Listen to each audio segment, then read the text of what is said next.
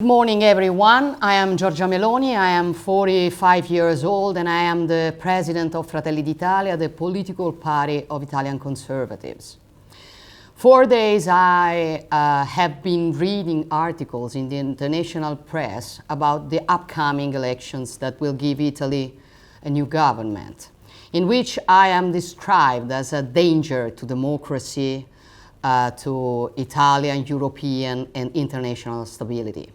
I have been reading that the win of Fratelli d'Italia in the September elections would mean a disaster, leading to an authoritarian turn, Italy's departure from the euro and other nonsense of this sort. None of this is true. But I am well aware that these articles are inspired by the powerful media circuit of the left, which here in Italy is very strong in newspaper newsrooms and in those of the television programs. But it is definitely very much outnumbered among the Italian people. It has also been said that the center-right government would jeopardize the next generation EU funds and the successful implementation of the National Recovery and Resilience Plan.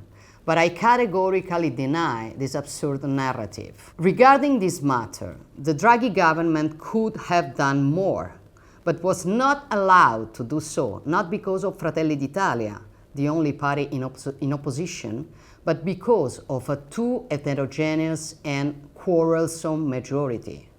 The same one that brought about the end of that government. That is why Italy needs a united and clear-minded government that would not only avoid wasting a euro of those money, but also foster investments and growth in our country. You should also be aware that in Italy, for more than a decade, governments have not been the outcome of what the citizen chose by voting, but rather have been the outcome of agreements often under the table or unorthodox between the same parties that were fighting each other in the electoral campaign. In these 10 years, the left, which has failed to win elections in Italy since as far back as 2006, has managed to stay in government almost all the time.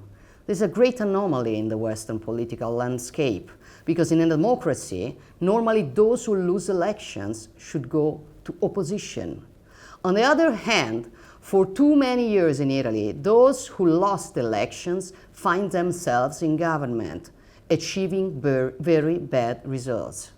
In this decade, our nation has experienced an unprecedented social and economic decline, with a progressive deterioration of public finances, the quality of life of citizens, and the competitiveness of our businesses. With the left in power, the state has turned hostile to citizens and businesses, increasingly violating individual liberties. Yes, freedom. Freedom is for us the most precious wealth. This compass guides our historical judgment.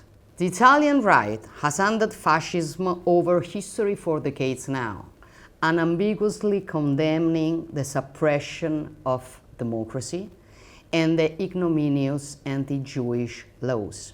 And equally unambiguous, of course, is our condemnation of Nazism and communism, the latter being the sole totalitarian ideology of the 20th century that still is in power in some countries, surviving its tragic failures, and that the left has a hard time condemning, perhaps partly because it has received generous funding from the Soviet Union for decades.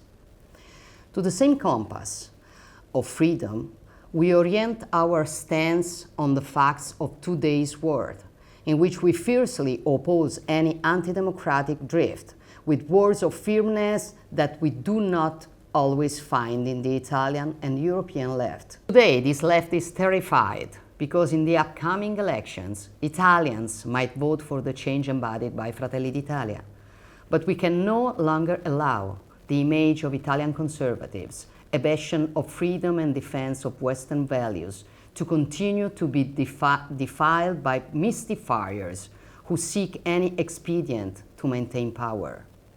For years, I've also had the honor of leading the European Conservative Party, which shares values and experiences with the British Tories, the US Republicans, and the Israeli Likud.